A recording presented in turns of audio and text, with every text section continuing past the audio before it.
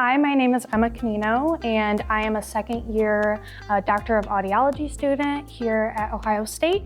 Right now, we are currently in Pressey Hall, which is located on West Campus of Ohio State. And this is also where our speech, language, and hearing clinic is located. So now we're in the waiting area before we take some patients back, and we'll show you a little bit of the front office.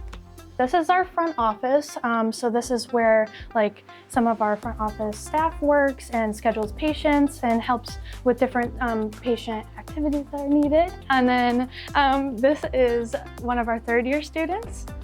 This is Madison, so you can definitely have some different job opportunities if you want to work in our clinic somehow. This is one of our observation rooms that families can come and sit at, or if a student wants to observe while a clinician is in with a patient, they can come in here and watch from here while the patient is in another room working for treatment.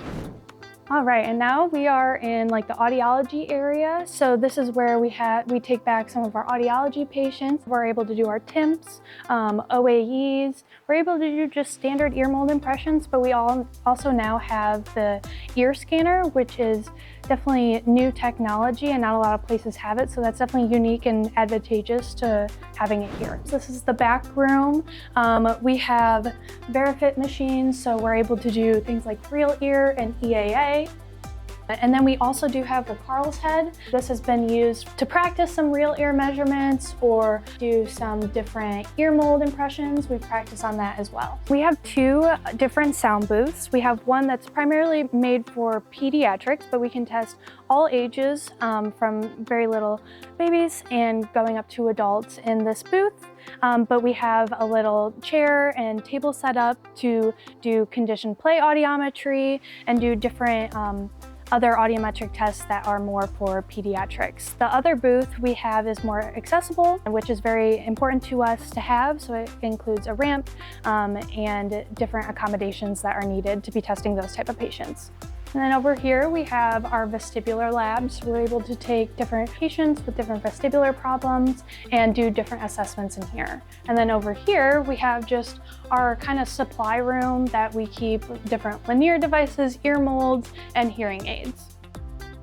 Now we're in one of the scarlet or gray suites, which is where speech language therapy services are provided. And then as you can see there, this is like a closed circuit. So people are able to observe from those observation rooms that we previously talked about, and the patient's families or a student can observe from the outside. Now we're in room 130. This is where a lot of group therapy sessions are at, and specifically it's usually AAC Connections, which is the Augmentative Alternative Communication, has their different therapy setups in here.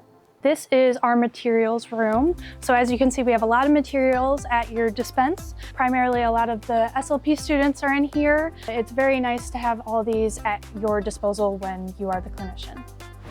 We are in Pressey Basement, which is where all the different labs are for research, so you can get involved with that way. And I think research is definitely an important part of not only the speech and hearing department as a whole, but it really helps us as clinicians. We want to not only have the faculty members to possibly work with in research, but also use that research knowledge to then implement it into our clinical services and with that evidence-based research. And then there's also all the classrooms down here, so you'll have all your classes here. So that is really nice that you only have to come to West Campus, specifically Pressey Hall, for those classes.